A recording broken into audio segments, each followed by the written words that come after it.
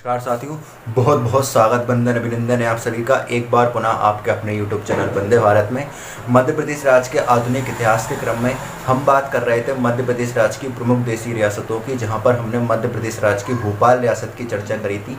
पहले वाले भाग में हमने भोपाल रियासत के नवाब, भोपाल रियासत की उत्पत्ति, राजधानी, सीमा क्षेत्र इत्यादि कई विषयों के ऊपर चर्चा करी थी। आप पहले वाले भाग को हमारे वीडियो के डिस्क्रिप्शन बॉक्स में लिंक दे दी जाएगी, वहाँ पर जाकर देख सकते हैं। इसके अलावा प्लेलिस्ट में जाकर भी क्या है, आप उस भाग को वॉच कर सकते हैं।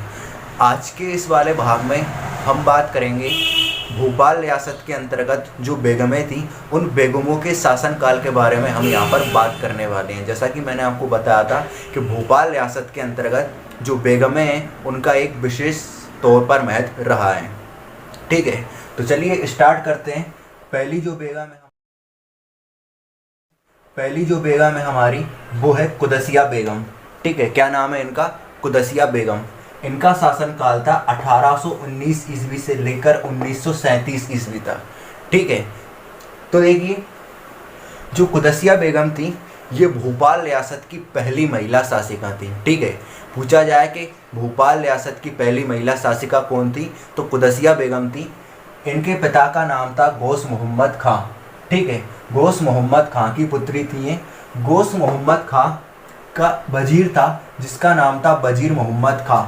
इसके पुत्र नजर मोहम्मद खां के साथ कुदसिया बेगम का विवाह हुआ था। ठीक है, तो भोपाल रियासत के नवाब गौस मोहम्मद खां की पुत्री थी ये, और गौस मोहम्मद खां के वजीर मोहम्मद खां के पुत्र नजर मोहम्मद खां के साथ इसका विवाह हुआ था। ठीक है, कुदसिया बेगम का विवाह हुआ था। फिर देखिए, गौस मोहम्मद खां की मृत्यु के पश्चात भोपाल रियासत के राज्य सिंहासन पर कुदसिया बेगम के नाम से आसीन होती हैं। ठीक है, कौन होती हैं? कुदसिया बेगम के नाम से क्या होती हैं? ये आसीन होती हैं। ठीक है, और अगर हम बात करें इनके प्राचीन नाम के बारे में कि पहले ये किस नाम से जाना जाती थी, तो पहले लोग इनको गोहर कहकर संबोधित किया करते थे। ये क्या है? इनका प्राचीन नाम है गोहर। लेकिन जब ये भोपाल रियासत के राज्य सिंहासन पर बैठी, तो भोपाल रियासत के राज्य सिंहासन पर बैठने के बाद इन्होंने अपना नाम परिवर्तित कर कुदसिया बेगम रख दिया। ठीक है, याद रखिएगा। फिर देखिए, इन्होंने अपने शासनकाल में शौकत महल का निर्माण करवाया। ठीक है, कब? 1830 ईस्वी में इन्होंने अपने शासनकाल में शौकत महल का निर्माण करवाया, जो कि यूरोपियन व इस्लामिक कला का अद्भुत मिश्रण है। ठीक है, यूरोपियन कला और इस्लामिक कला का क्या है? यह मिश्रण है। कहा जाता है कि जो कुदसिया बेगम थी, वो अपने दामाद और बेटी के साथ यहाँ पर शौकत महल में रहा करती थी। ठीक है, फिर देखिए, इन्होंने अपने शासनकाल में जामा मस्जिद का भी निर्माण करवाया। जो भोपाल की जामा मस्जिद है, भोपाल में एक जगह है जिसका नाम है भोपाल चौक, यहाँ पर जामा मस्जिद स्थित है। इस मस्जिद का निर्माण कुदसिया बेगम के द्वारा करवाया गया था। ठीक है, और 1832 ईस्वी में इस मस्जिद का निर्माण का कार्य प्रारंभ हुआ। 1832 से लेके 1857 में जाकर इस मस्जिद का निर्माण कार्य संपूर्ण हुआ। ठीक है, फिर देखिए, दिल्ली के जामा मस्जिद के समान ये जो मस्जिद है, ये 4 भाग पद्धति पर आधारित है। आप सिर्फ इतना याद रखिए कि जामा मस्जिद का निर्माण कुदसिया बेगम के द्वारा करवाया गया था। फिर देखिए, इन्होंने अपनी पुत्री का विवाह जहांगीर मोहम्मद खां के साथ करवाया। ठीक है, इन्होंने अपनी पुत्री का विवाह जहांगीर मोहम्मद खां के साथ करवाया। फिर इनकी मृत्यु के पश्चात इनके दामाद जहांगीर मोहम्मद खां ने भोपाल रियासत के राज्य सिंहासन का कार्यभार संभाला। ठीक है, भोपाल रियासत के राज्य सिंहासन का कारोबार संभाला, लेकिन जो जहांगीर मोहम्मद खां था, ये ज़्यादा लंबे समय तक भोपाल रियासत के राज्य सिंहासन का कारोबार नहीं संभाल पाया।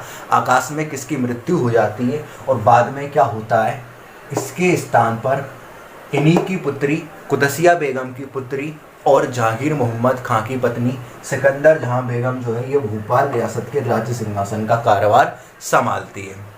ठीक है, ठीक इसी प्रकार जिस प्रकार कुदसिया बेगम संभालती हैं। कुदसिया बेगम के बारे में कहा जाता है कि इनकी जब शादी हुई थी, तो शादी होते कुछ समय बाद इनका एक पुत्र था, उसने खेलते समय पिस्तौल से जो इनका पति था, ठीक है, कौन था? नजर मोहम्मद खां, तो उसको गोली लग गई थी पिस्तौल से खेलते समय इनके पुत्र के द्वारा। तो वो जब मर जाते हैं तो उनके बाद कुदसिया बेगम आती हैं। इसी प्रकार इनकी मृत्यु हो जाती है और उनके बाद क्या आती हैं, सिकंदर जहां बेगम आती हैं। तो चलिए अब हम सब चलते हैं सिकंदर जहां बेगम पर, सिकंदर जहां बेगम के बारे में पढ़ते हैं। चलिए, तो अब कुदसिया बेगम के बारे में बात करने के बाद आज हम बात करते हैं सिकंदर जहां बेगम के बारे में। ठीक है, देखिए जब हम सिकंदर जहां बेगम के बारे में पढ़ते हैं तो हमको ये देखने को मिलता है कि जब 1844 ईस्वी में, ठीक है, जब 1844 ईस्वी में सिकंदर जहां बेगम के पति, क्या नाम था, जहांगीर मोहम्मद खां की मृत्यु हो जाती है। ठीक है, जब 1844 ईस्वी में सिकंदर जहां बेगम के पति जहांगीर मोहम्मद खां की मृत्यु हो जाती है, तो इनकी मृत्यु के बाद क्या है, जो सिकंदर जहां बेगम है ये काफ़ी ज़्यादा तनाव में आ जाती हैं। ऐसे में क्या होता है, ये अपनी बेटी सुल्तान शाहजहां बेगम को ही क्या कर देती हैं, भोपाल रियासत के राज्य सिंहासन का अगला उत्तराधिकारी घोषित कर देती हैं, जो कि इन दोनों की क्या थी, बेटी थी। ठीक है, अब देखिए स्वाभाविक सी बात है कि जो सिकंदर जहां बेगम की बेटी सुल्तान शाहजहां बेगम थी, ये केवल उस समय 7 वर्ष की थी। 7 वर्ष की उम्र में कोई भी बालिका शासन प्रशासन को संभालने की समझ नहीं रखेगी। ठीक है, उसको क्या पता क्या रियासत, क्या सल्तनत, क्या प्रशासन। तो क्या हुआ, इसके 3 साल बाद 1847 ईस्वी में भोपाल रियासत, ठीक है, भोपाल रियासत में एक ब्रिटिश राज दरबार आयोजित हुआ। यहाँ पर अंग्रेज उत्तराधिकारी कैप्टन डी कनिंगम के द्वारा भोपाल रियासत का वास्तविक उत्तराधिकारी किसे घोषित किया गया, सिकंदर जहां बेगम को घोषित किया गया। देखिए कितनी बड़ी ये विचित्र बात है कि किसी अंग्रेज उत्तराधिकारी के द्वारा किसी क्षेत्र का वास्तविक उत्तराधिकारी किसी महिला को घोषित किया जा रहा है, जबकि ऐसा हमको बहुत ही कम देखने को मिलता ही नहीं है। क्योंकि अंग्रेज तो क्या है, सदैव इसी फिराक में बैठे रहते थे कि कब कोई क्षेत्र खाली हो, वहाँ का राजा मरे। ठीक है, जब राजा मर गया तो कोई उत्तराधिकारी नहीं बचा तो अंग्रेज हड़पने के लिए तैयार रहते थे। लेकिन यहाँ पर क्या है, अंग्रेजों ने खुद इस क्षेत्र का शासक सिकंदर जहां बेगम को घोषित किया है। ठीक है, क्योंकि ये जो भोपाल रियासत के शासक है ना, ये काफ़ी लंबे समय से अंग्रेजों की गुलामी करते आए हैं। इसलिए अंग्रेजों ने भी क्या करा, इनको अपने हाथ के नीचे सहायता प्रदान करी, हमेशा जब भी उनको सहायता की आवश्यकता पड़ी। तो 1847 ईस्वी में भोपाल के ब्रिटिश राज दरबार में अंग्रेज उत्तराधिकारी कैप्टन डी कनिंगम के द्वारा भोपाल रियासत का वास्तविक उत्तराधिकारी सिकंदर जहां बेगम को घोषित कर दिया जाता है। ठीक है, अब देखिए क्या होता है, इन्हीं के शासनकाल में क्या होता है, 1857 का स्वतंत्रता संग्राम। ठीक है, प्रथम स्वतंत्रता संग्राम इन्हीं के शासनकाल में क्या होता है। तो जब इनके शासनकाल में 1857 का प्रथम स्वतंत्रता संग्राम होता है, तो ये क्या करती हैं, इस स्वतंत्रता संग्राम के दौरान अंग्रेजों को जो सहायता चाहिए थी, जैसे कि सनद हुई, ठीक है, इसके अलावा सैन्य शक्ति हुई, ठीक है, इसके अलावा किसी अंग्रेज उत्तराधिकारी को अपने यहाँ शरण प्रदान करना हो, ए टू जेड जो भी सहायता चाहिए थी वो सारी सहायता क्या करी, इन्होंने अंग्रेजों को प्रदान करी। ठीक है, जैसे कि देखिए 1857 में क्या हुआ, इन्हीं के शासनकाल में मध्य प्रदेश राज्य के रायसेन जिले में सिलवानी नामक तहसील में एक गांव है जिसका नाम है गड़ा अम्बा पानी। ठीक है, यहाँ के 2 मूलभूत क्रांतिकारी थे, जिनमें से एक का नाम था जागीरदार, ठीक है, जागीरदार मोहम्मद फाजिल खान, दूसरे का नाम था आदिल खान। इन दोनों के द्वारा सीहोर में 1857 की क्रांति की शुरुआत की गई थी। ठीक है, किसके द्वारा की गई थी, क्वेश्चन पूछा जाता है कि खान बंधुओं मोहम्मद फाजिल खान और आदिल खान का संबंध मध्य प्रदेश राज्य के किस जिले से है, तो आप क्या लगा कर आओगे, रायसेन। कभी कभी रायसेन नहीं दिया होता तो भोपाल भी लगा सकते हैं, क्योंकि आसपास ही हैं भोपाल रायसेन। ठीक है, और इनके द्वारा सीहोर में क्या की गई, क्रांति की शुरुआत की गई। तो देखिए जब इन्होंने सीहोर में 1857 की क्रांति की शुरुआत करी, तो उस क्रांति को रोकने के लिए जो अंग्रेज उत्तराधिकारी आए, उन उत्तराधिकारी जब क्रांति में असफल हुआ तो वो यहाँ से भगे, और भगने के बाद उनको किसने शरण दी? उनको शरण दी सिकंदर जहां बेगम ने। ठीक है, इसके अलावा सागर और बुंदेलखंड में चल रहे विद्रोह को दबाने के लिए भी क्या करा? अपनी सैन्य टुकड़ियां भेजी सिकंदर जहां बेगम ने। ठीक है, क्या करी? अपनी सैन्य टुकड़ियां भेजी।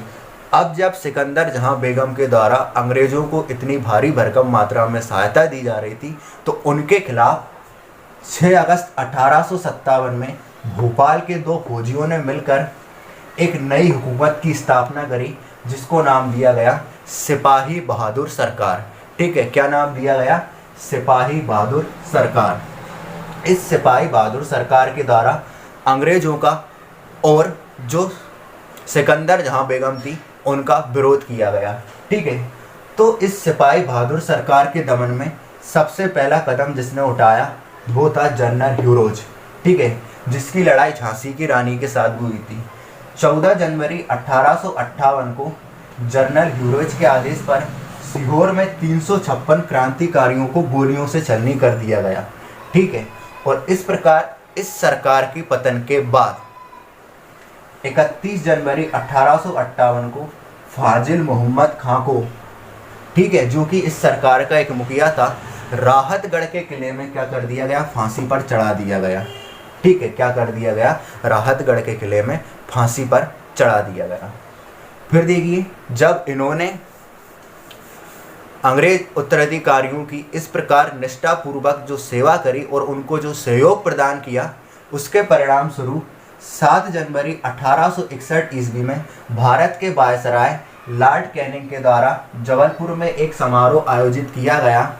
ठीक है, जहां पर सिकंदर जहां बेगम को विशेष रूप से क्या किया गया? आमंत्रित किया गया और बुलाकर उनको बैरसिया परगना, ठीक है, जो कि एक समय पहले धार रियासत के अधीन था, वो किसको दे दिया? सिकंदर जहां बेगम को दे दिया गया पुरस्कार के तौर पर।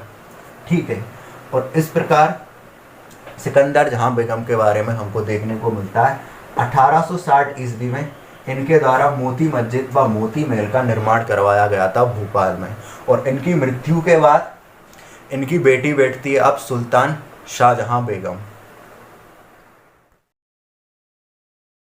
चलिए, तो सिकंदर जहां बेगम के बारे में पढ़ने के बाद अब हम बात करते हैं सुल्तान शाहजहां बेगम के बारे में। देखिए, सुल्तान शाहजहां बेगम जो थी, ये सिकंदर बेगम की मृत्यु के पश्चात भोपाल रियासत के राज्य सिंहासन की अगली उत्तराधिकारी बनी। इन्होंने प्रशासन, न्याय व्यवस्था और स्थापत्य के क्षेत्र में काफ़ी ज़्यादा जोर दिया। ठीक है, किस किस के क्षेत्र में? प्रशासन, न्याय व्यवस्था व स्थापत्य के क्षेत्र में काफ़ी ज़्यादा जोर दिया। आधुनिक पद्धति से राज्य की दूसरी जनगणना करवाई। ठीक है, अगर पूछा जाए कि पहली जनगणना किसके शासनकाल में हुई थी, तो पहली जनगणना हुई थी सिकंदर जहां बेगम के शासनकाल में, और आधुनिक पद्धति से भोपाल राज्य की दूसरी जनगणना जो हुई थी वो हुई थी सुल्तान शाहजहां बेगम के शासनकाल में। ठीक है, फिर भोपाल से लेकर इटारसी तक रेलवे लाइन का निर्माण करवाया वर्ष 1884 ईस्वी में। ठीक है, भोपाल से लेके इटारसी तक रेलवे लाइन का निर्माण करवाया वर्ष 1884 ईस्वी में। न्याय व्यवस्था में सुधार के लिए सद्र उस सदूर की स्थापना की। क्वेश्चन पूछा जाता है कि भोपाल रियासत की उस महिला शासिका का नाम बताइए जिसने न्याय व्यवस्था में सुधार के लिए सद्र उस सदूर की स्थापना की। तो किसने की थी? सुल्तान शाहजहां बेगम ने। फिर इनको भवनों के निर्माण का काफ़ी ज़्यादा शौक था। ठीक है, इनको क्या था? भवनों के निर्माण का काफ़ी ज़्यादा शौक था। इंग्लैंड में एक मस्जिद का इन्होंने निर्माण करवाया और भोपाल में अपने ही नाम के आधार पर इन्होंने शाहजहानाबाद नामक एक नगर की स्थापना की। तो एक क्वेश्चन आपसे ये भी पूछा जाता है कि जो शाहजहानाबाद नामक नगर है, इसका संबंध मध्य प्रदेश राज्य की किस रियासत से है? तो भोपाल रियासत से है। ठीक है, फिर देखिए, इन्होंने अपने रहने के लिए ताजमहल, नूर महल, बेनज़ीर महल, निशात मंजिल, आली मंजिल, ठीक है, और सबसे ज़्यादा फेमस जो कि है वो है ताजुल मस्जिद, जो कि बैठक व्यवस्था के आधार पर भारत की सबसे बड़ी मस्जिद है। पहली बात। दूसरी बात, इसको एशिया की सबसे बड़ी मस्जिद माना जाता है, जिसका निर्माण भोपाल रियासत की शासिका सुल्तान शाहजहां बेगम के द्वारा करवाया गया था। ये आप याद रखिएगा। फिर देखिए, भोपाल से लेके इटारसी तक रेलवे लाइन का निर्माण करवाया 1884 ईस्वी में, ये तो आप जानते ही हैं। इसके अलावा इन्होंने उर्दू भाषा में गोहर ए इकबाल नामक पुस्तक की रचना की। ठीक है, उर्दू भाषा में गोहर ए इकबाल नामक पुस्तक की रचना की, जो कि कुदसिया बेगम के शासनकाल के समय भोपाल रियासत की क्या स्थिति रही उससे संबंधित थी। ठीक है, यहाँ गोहर से पता चलता है। फिर इन्होंने अपने पिता, ठीक है, जहांगीर मोहम्मद खां के मकबरे का निर्माण करवाया और अपनी माता सिकंदर जहां बेगम के मकबरे का निर्माण करा। ठीक है, सिकंदर जहां बेगम के मकबरे का निर्माण करवाया और जहांगीर मोहम्मद खां के मकबरे का निर्माण करवाया। ये थी आपकी सुल्तान शाहजहां बेगम। अब बात करते हैं हम भोपाल रियासत की जो अंतिम महिला शासिका रही हैं, के खुसरू जहान बेगम। ठीक है, के खुसरू जहान बेगम, उनके बारे में। चलिए, तो सुल्तान शाहजहां बेगम के बारे में अब हम बात करते हैं भोपाल रियासत की अंतिम महिला नवाब के खुसरू जहान बेगम के बारे में। ठीक है, देखिए, जो के खुसरू जहान बेगम है, ये सुल्तान शाहजहां बेगम के बाद भोपाल रियासत की अगली उत्तराधिकारी बनती हैं। के खुसरू जहान बेगम को बेगम, देखिए, सुल्तान जहां बेगम के नाम से भी जाना जाता है। ठीक है, 3 नाम है इनके, एक के खुसरू जहान बेगम, सुल्तान जहां बेगम और सरकार अम्मा। इसमें से ये जो सुल्तान जहां बेगम है, यहाँ पर आप गड़बड़ कर सकते हैं। इनकी माता का नाम था सुल्तान शाहजहां बेगम। ठीक है, और इनका सुल्तान जहां बेगम। ठीक है, और इसके अलावा सरकार अम्मा और के खुसरू जहान बेगम के नाम से भी जाना जाता है इनको। ठीक है, इन्होंने अहमद अली खां से शादी करी थी, जिसको वजीरुद्दौला की उपाधि दी गई। ठीक है, किससे शादी करी थी? अहमद अली खां से, जिसको वजीरुद्दौला की उपाधि दी गई। आधुनिक नगर पालिका की स्थापना की गई इनके द्वारा। ठीक है, इनके द्वारा आधुनिक नगर पालिका की स्थापना की गई और महल सदर मंजिल का निर्माण करवाया गया। ये शिक्षा की संरक्षिका थी। ये क्वेश्चन इंपॉर्टेंट है। ठीक है, कि ये क्या थी? शिक्षा की संरक्षिका थी। इन्होंने सुल्तानिया बालिका महाविद्यालय, अलेक्जेंडर नोबल स्कूल, जिसे वर्तमान समय में हमीदिया हाई स्कूल के नाम से जाना जाता है, ठीक है, का निर्माण करवाया था। क्वेश्चन पूछा जा सकता है कि हमीदिया हाई स्कूल का निर्माण किसके द्वारा करवाया गया था। ठीक है, फिर देखिए, अलीगढ़ मुस्लिम विश्वविद्यालय की ये चांसलर रह चुकी हैं। ठीक है, अलीगढ़ मुस्लिम विश्वविद्यालय की ये चांसलर रह चुकी थी, जहाँ पर भोपाल रियासत के अगले जो नवाब आएंगे, नवाब हमीदुल्ला खां, जिनके बारे में अभी हम बाद में पढ़ेंगे, वो क्या करते हैं, यहाँ पर शिक्षा प्राप्त करने के लिए जाते हैं अलीगढ़ मुस्लिम विश्वविद्यालय में। ठीक है, फिर देखिए,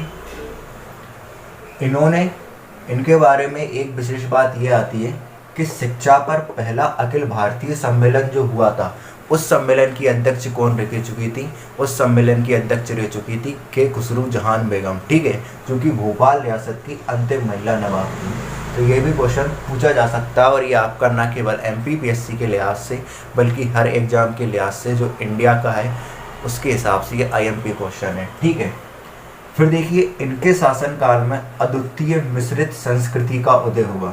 क्यों? क्योंकि इन्होंने हिंदुओं को भी अपने राज दरबार में महत्वपूर्ण प्रशासनिक पद प्रदान किए, और इससे पहले भोपाल रियासत के और कोई शासक नहीं थे जिन्होंने हिंदुओं को अपने राज दरबार में महत्वपूर्ण प्रशासनिक पद दिए। तो इस प्रकार से एक हिंदू मुस्लिम मिश्रित संस्कृति का उदय हुआ के खुसरू जहान बेगम के शासनकाल में। फिर देखिए, स्त्री शिक्षा पर इन्होंने विशेष बल दिया। इसके अलावा इन्होंने जो अनाथ हैं, विधवा हैं, ठीक है, और अनाथ विधवा जो असहाय लोग हैं, उन लोगों की सहायता के लिए विशेष केंद्रों की स्थापना करी। ठीक है, उनका कहना ये था कि इन लोगों को इस प्रकार प्रशिक्षित किया जाए कि ये कभी भी किसी के आगे हाथ ना फैलाएं। ठीक है, स्वयं का भरण पोषण कर सकें, उनको इतना प्रशिक्षित कीजिए। फिर देखिए, प्राथमिक शिक्षा को नौकरी हेतु इन्होंने क्या कर दिया? अनिवार्य कर दिया। इन्होंने कहा कि अगर आपके पास प्राथमिक शिक्षा नहीं है तो आप नौकरी नहीं कर सकते। इसके अलावा इन्होंने बहुत सारे यूनानी चिकित्सालय बनवाए। ठीक है, इसके अलावा और भी कई सारे काम किए, बट इतने ही जो हैं आपके लिए इम्पोर्टेंट है। आप हमीदिया हाई स्कूल को याद रखिए, आधुनिक नगर पालिका को याद रखिए, शिक्षा की संरक्षिका को याद रखिए, शिक्षा पर पहली अखिल भारतीय सम्मेलन की अध्यक्ष रही हैं, इनको याद रखिए, और प्राथमिक शिक्षा को नौकरी हेतु अनिवार्य किसने किया था ये याद रखिए, और इनके जो 3 नाम हैं इनको याद रखिए बस। इसके अलावा इनसे रिलेटेड आपको और कोई जानकारी याद नहीं रखना है। अब हम बात करते हैं भोपाल रियासत के अंतिम जो नवाब हैं, नवाब हमीदुल्लाह खां, उनके बारे में। ठीक है, चलिए तो अब हम फाइनली बात करते हैं जो कि भोपाल रियासत के अंतिम नवाब रहे हैं, नवाब हमीदुल्लाह या हमीदुल्लाह खां, उनके बारे में। ठीक है, ये भी काफ़ी ज़्यादा इम्पोर्टेंट है। चलिए शुरुआत करते हैं। तो देखिए, जो नवाब हमीदुल्लाह खां थे, इनको हमीदुल्लाह कहकर भी पुकारा जाता है। ठीक है, हमीदुल्लाह या हमीदुल्लाह में कंफ्यूज मत होइएगा। ठीक है, फिर देखिए, जो के खुसरू जहान बेगम थी, के खुसरू जहान बेगम के बाद भोपाल रियासत के अगले उत्तराधिकारी जो बनते हैं वो बनते हैं नवाब हमीदुल्लाह खां। ठीक है, नवाब हमीदुल्लाह खां जो थे, इन्होंने 1926 से लेकर 1947 तक भोपाल रियासत के नवाब के तौर पर भोपाल रियासत के राज्य सिंहासन का कार्यभार संभाला। यहाँ पर एक बात ये भी आती है कि जो अधिकांश लोग हैं वो कहते हैं कि सैफ अली खान का संबंध भोपाल के नवाब से है। तो जी हाँ, सैफ अली खान का संबंध भोपाल के नवाब से है। वो किस प्रकार है, देखिए आप देख लीजिए। जो भोपाल के नवाब हमीदुल्लाह खां थे, इनकी क्या थी, 3 बेटियां थी। ठीक है, अब तीनों बेटियों के नाम इम्पोर्टेंट नहीं है, आप सिर्फ एक ही बेटी का नाम याद रखिए जिसका नाम है साजिदा अली खां। ठीक है, तो जो साजिदा अली खां थी, इनका विवाह हुआ था फेमस क्रिकेटर इफ्तियार अली खां के साथ। ठीक है, किसके साथ हुआ था, इफ्तियार अली खां के साथ। साजिदा अली खां और इफ्तियार अली खां के बेटे का नाम था मंसूर अली खां, जो कि इफ्तियार अली खां की तरह ही क्या थे, एक बहुत फेमस क्रिकेटर थे। और इनका विवाह हुआ था शर्मिला टैगोर के साथ, जिनके बेटे का नाम था क्या, सैफ अली खां, जो कि एक प्रसिद्ध बॉलीवुड एक्टर रहे हैं। तो अगर हम बात करें सैफ अली खां और भोपाल के नवाब हमीदुल्लाह खां के बारे में कि इन दोनों के बीच क्या रिलेशन बैठता है, तो देखिए, जो भोपाल के नवाब हमीदुल्लाह खां हैं, ये सैफ अली खां के क्या हैं, परदादा हैं। तो कभी पूछा जाए कि निम्नलिखित में से भोपाल के उस नवाब का नाम बताइए जो कि सैफ अली खां के परदादा हैं, तो वो कौन है, वो हैं भोपाल के नवाब हमीदुल्लाह खां। ठीक है, यही रिलेशन बैठता है सैफ अली खां और भोपाल रियासत के नवाबों के बीच में, इसके अलावा और कुछ ज़्यादा नहीं है। फिर देखिए, जो भोपाल के नवाब हमीदुल्लाह खां थे, इन्होंने काफ़ी अच्छे कार्य किए। ठीक है, काफ़ी अच्छे कार्य किए, जो रियासत थी, रियासत को बढ़ाने के दृष्टिकोण से काफ़ी अच्छे कार्य किए।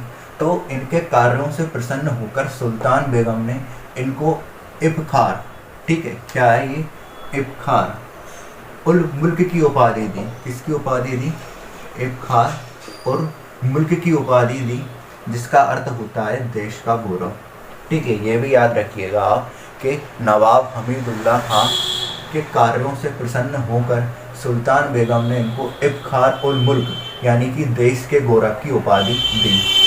ठीक है, फिर देखिए, नवाब हमीदुल्लाह खां जो थे, ये 2 बार, एक बार 1931 से लेके 1932 तक और दूसरी बार 1944 से लेके 1947 तक चैम्बर ऑफ प्रिंसेस के अध्यक्ष रहे।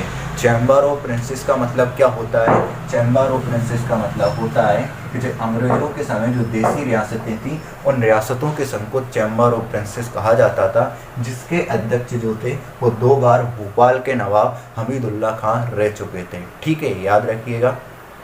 ठीक है, फिर देखिए, इसी हैसियत से, ठीक है, इसी नाते उन्होंने लंदन में हुए गोलमेज सम्मेलन, 2 सम्मेलन हुए थे, एक हुआ था 1930 में और एक हुआ था 1931 में। इन दोनों सम्मेलनों में क्या था, भोपाल के नवाब हमीदुल्लाह खां ने भी भाग लिया था। ठीक है, इसके तौर पर चैम्बर ऑफ प्रिंसेस के अध्यक्ष के तौर पर लंदन में हुए गोलमेज सम्मेलनों में भाग लिया था। ठीक है, फिर देखिए, यहाँ पर हम बात करते हैं कि अब धीरे धीरे भारत की स्वतंत्रता का समय आ रहा है। भारत जो है ये एक राजतंत्रात्मक शासन प्रणाली से परिवर्तित होकर लोकतंत्रात्मक शासन प्रणाली का रूप ग्रहण कर रहा है। तो इस समय किस प्रकार भोपाल रियासत का विलय जो है वो भारत संघ में होगा, इसके बारे में हम चर्चा करेंगे। देखिए, जो भोपाल रियासत के नवाब हमीदुल्ला खां थे, ये भोपाल रियासत को स्वतंत्र रखने के पक्षधर थे। ठीक है, इनकी ये दिली इच्छा थी कि भोपाल रियासत जो है वो स्वतंत्र रहे, उसका भारत संघ में विलय ना हो। ठीक है, और अपनी इसी इच्छा को पूर्ण करने हेतु, उसको साकार रूप देने हेतु इन्होंने कई प्रकार के प्रयास किए। ठीक है, इन्होंने एक मंत्रिमंडल का भी निर्माण किया, उसमें काफ़ी सारे मंत्रियों को शामिल किया और इस मंत्रिमंडल के माध्यम से भोपाल रियासत के अस्तित्व को स्वतंत्र बनाए रखने की मांग सबके सामने रखी, भारत सरकार के समक्ष रखी, जिसका भारी भरकम मात्रा में क्या हुआ, विरोध हुआ। ठीक है, फिर क्या होता है, 1947 से लेकर 1948 के मध्य, ठीक है, 1947 से लेकर 1948 के मध्य ये हज यात्रा के लिए अरब के लिए रवाना होते हैं। ठीक है, हज यात्रा करने हेतु अरब के लिए रवाना होते हैं। तभी क्या होता है, भोपाल में भारी भरकम मात्रा में क्या होता है, भोपाल रियासत को स्वतंत्र बनाए रखने के पक्ष में काफ़ी ज़्यादा विरोध होता है पत्र पत्रिकाओं के माध्यम से। ठीक है, शारीरिक तौर पर हिंसा, दंगे होते हैं। अब भोपाल का जो नवाब हमीदुल्ला खां था, इसने इस विद्रोह को दबाने का संपूर्ण प्रयास कर लिया, महलाया, कुचलवाया, ठीक है, लोगों को धमकाया, लालच दिया, सब कुछ करा। इसके अलावा इन्होंने अपनी बेटी को भी कहा, जो कि उस समय पाकिस्तान में थी, कि तुम आ जाओ और हम आकर क्या करते हैं, भोपाल रियासत के राज्य सिंहासन का कार्यभार संभालते हैं, तुम यहाँ की शासिका बनना। लेकिन फिर कहते हैं उन्होंने मना कर दिया था। दूसरी तरफ क्या था, जो मोहम्मद अली जिन्ना था, वो भी क्या था, भोपाल के नवाब के ऊपर क्या था, दबाव डाल रहा था कि आप आइए, यहाँ पर आइए, पाकिस्तान का विलय, भारत भोपाल को पाकिस्तान में विलय कर दीजिए।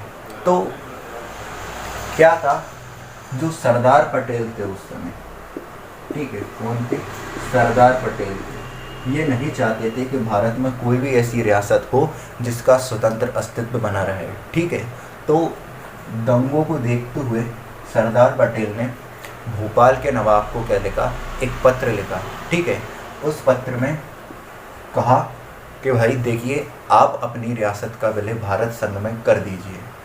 ठीक है, स्वतंत्र तो आपको रहना नहीं है, आप अपनी रियासत का विलय भारत संघ में कर दीजिए, ये आपके लिए भी फ़ायदेमंद होगा और हमारे लिए भी फ़ायदेमंद होगा।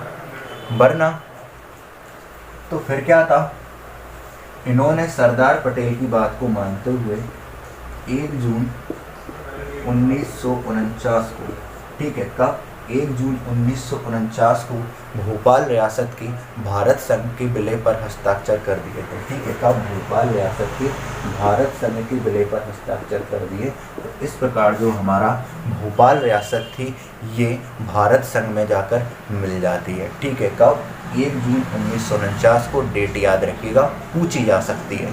ठीक है, और इसके बाद देखिए, जब 1 नवंबर 1956 का समय आता है, तो हमारा भोपाल राज्य जो है ये एक मध्य प्रदेश राज्य, पहले भी भारत संघ में मिला, मध्य प्रदेश में मिला। फिर क्या था, ये भाषाई आधार पर जो राज्यों का गठन किया गया था, उसके अंतर्गत ये मध्य प्रदेश राज्य की राजधानी बन चुका था। और उस समय क्या था, 4 पार्ट हुआ करते थे, ABCD, उसमें C में जो था वो हमारा भोपाल शहर शामिल था। और इस प्रकार भोपाल रियासत जो है, ये भोपाल रियासत से भोपाल शहर में तब्दील हुई। तो ये थी क्या, भोपाल रियासत की पूरी कहानी, जो कि आपने दोस्त मोहम्मद खां से लेकर अंतिम नवाब हमीदुल्ला खां तक देखी थी। 2 भागों में मैंने यहाँ पर आपके सामने प्रस्तुत की। उम्मीद करते हैं ये दोनों भागों के माध्यम से मैंने जो कहानी आपके सामने प्रस्तुत करी भोपाल रियासत की, ये आपको अच्छे से पसंद आई होगी। अगर ना पसंद आई हो तो कमेंट कीजिए, अगर कुछ भी समझ में ना हो तो बताइएगा। और वीडियो अच्छे लगे करें तो प्लीज़ वीडियो को लाइक कर दिया करें, क्योंकि एक वीडियो बनाने में आपके लिए काफ़ी ज़्यादा समय और मेहनत लगता है। तो आज के लिए इतना ही काफ़ी है। तब तक के लिए जय हिंद, जय भारत। आप सब पढ़ते रहिए और इसी तरह प्रयास करते रहिए। चलिए, धन्यवाद। जय हिंद, जय भारत।